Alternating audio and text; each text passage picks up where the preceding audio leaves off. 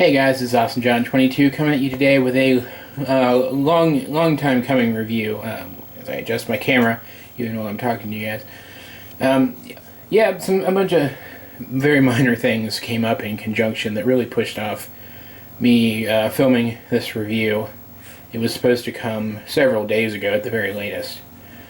Not to mention, sometimes, let's just put it this way, sometimes life is just unforgiving. Maybe we'll get into that more later. I am planning on reviving the awesome vlogs relatively soon. Maybe the reasoning behind that vague statement will be part of the revived awesome vlogs. But yeah, this is a joint review of two figures at once because, quite frankly, these Playmates Toys videos don't take nearly as long as Transformers videos do, and I feel like I'm cheating you guys a little bit making them so short. So I decided to do two at once, two masters, Master Splinter and the Shredder, from the new movie toy line. And if you haven't checked it out yet, my blog does have a text review of the movie. I think you guys are going to kick out of it. Short review, I actually did enjoy the movie. I would still prefer to watch the cartoon, or, well, any of the cartoons, or the old 90s movie more, but it wasn't bad, and it was a decent jumping off point for future movies, provided that they do get better. There's no guarantee that that'll happen, but I have faith, maybe too much faith, but I am riding high considering that just recently Michael Bay announced that he will not have anything further to do with the Transformers movie franchise, and made me happy, made me a little happy. But yeah, I advertised this a while ago with a video that I edited together that I thought was pretty cool, where I kind of played up their meeting in the movie, and I guessed at some of the relationships between these characters in this new movie, and I was completely wrong. I assumed they would go with the more recent backstory for Splinter and make him the mutated Hamato Yoshi, a backstory that has occurred several times in various iterations of the franchise. But no, in fact, Hamato Yoshi is not a part of this new film franchise at all. As far as we know, he doesn't even exist. The Splinter has never met, or the Shredder has never met Splinter. Dear God, cut that out. Never met him before. Splinter only knows about Shredder because... Actually, first, let me mention there will be spoilers about the movie in this review. I'm going to talk about Splinter's backstory. Straight up, talk about Splinter's backstory right now. If you don't want to see that, I've never done it before. I will try to put an annotation in the movie with a link to the end of the spoilerific section. But if I can't do that, I will at least put an annotation with the time at which that ends, and you can find it for yourself. But anyway, everybody gone who wants to be gone? Okay. Spoilers for the movie. Splinter's just a lab rat. And he's not even like technically a lab rat. He's like a sewer rat that they found and are using as a lab rat, it looks like, because he doesn't look like... He looks like a wild rat, not a domesticated one. And the turtles are lab creatures too. And they're all together and they see the machinations of the villain, and they hear him mention that he's working with the Shredder. I'm assuming they don't actually mention this outright, but I'm assuming this is what happens.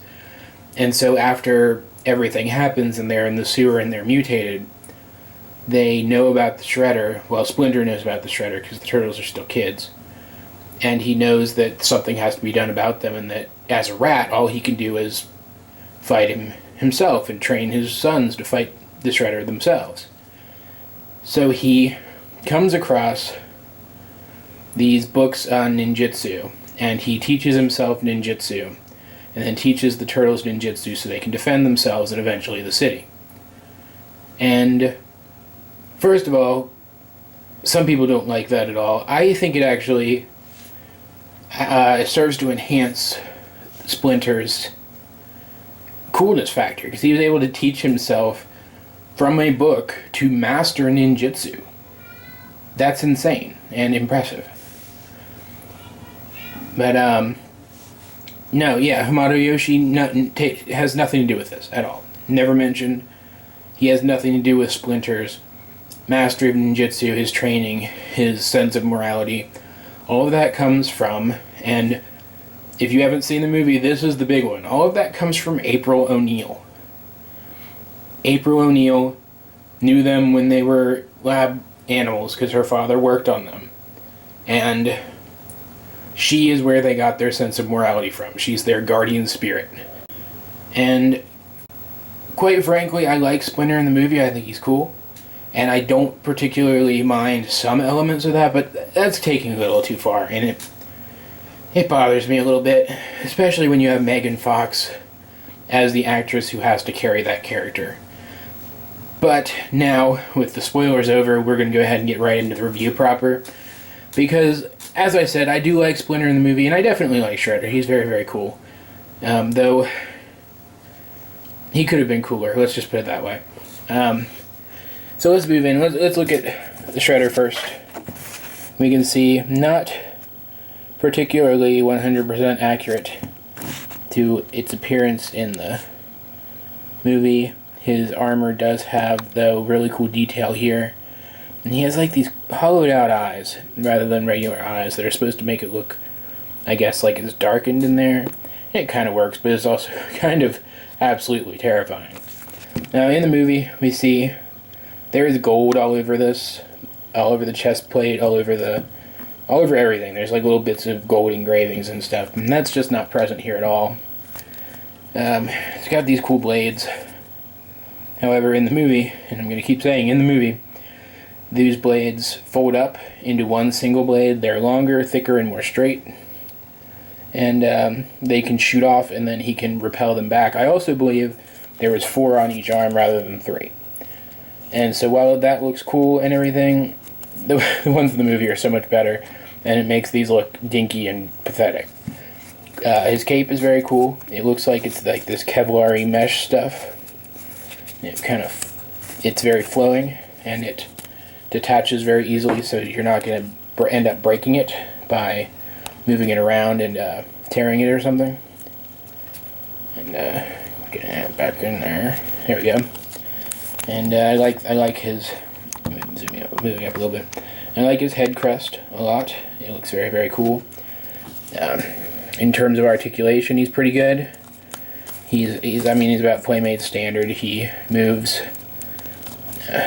Knees barely bend at all. Wow. Moves there. Is there a movement at the wrists? I think there actually is. Yeah, there's actually movement at the wrists, despite the fact that there's absolutely no reason for there to be. Bends fine at the elbow, despite the fact that my elbow joint's actually kind of loose. Up and down, yay far at the shoulder, with these moving to add extra clearance. And a full 360 and a full 360 at the head. Pretty standard. But because there is just so much armor here, and because Playmate's articulation is only good and not great, the most menacing pose you're ever going to get him in is kind of like that, with his blades up, ready to mess somebody up. And I find that kind of, this totally keeps collapsing in and making him look like he's leaning over. I think that's kind of a bummer, considering Shredder is a very dynamic character. And that's really all there is to say about Shredder. He's gray and silver, and he kind of has good articulation. He overall is only about standard, and really, I think there are plenty of other Shredder figures out there. What the figure out of these two that really does something cool, I think, is Splinter. So let's move on to him right now. Let's take him out of the way. Splinter here, whereas the Shredder is pretty much generic Shredder, Splinter here is absolutely unique. Angle my light a little bit so you can see this better. Whether you agree with how they designed him or not, you have to admit he looks like nothing we've ever seen before, and it doesn't look bad. It just looks different. and he looks very mouse-like, but he's got the little hair bun that you see on like samurai guys and pictures and stuff, and he's got these cool mustache and beard that, because his face is hairy, look like they're part of the hair on his face, and I think that's an interesting touch. And because his origins are so different in this continuity, we do get some custom clan crests that look like little turtles. And if you look here, he has this little medallion around his neck. It's a separate piece. It has that same... my hand stopped spazzing out. That same turtle crest on it. It's very, very cool. His tail... I wish his tail were posable. In the movie, he uses his tail as a weapon a lot, and it's very, very nifty. And you can't do that here. In fact, his tail pretty much just helps him stand up if he happens to fall backwards. Really cool gold kanji back here. I have no idea what it says, so don't ask. And he does have this medallion, is like I mentioned, a separate piece.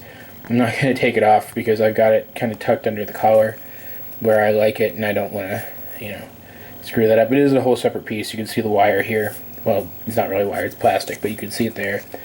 Very little posability in the legs, but he does have these cool, very well detailed little mousy feet. Really great detail in his robes, which didn't quite look like this in the movie, but I can forgive it. And his hands are, everything is very well molded, very well detailed. I love it. Very, very cool. One of my favorite things about it is the way his hands and arms are molded. Yes, their posability is very limited, but he can actually draw his sword. And I just think that is great.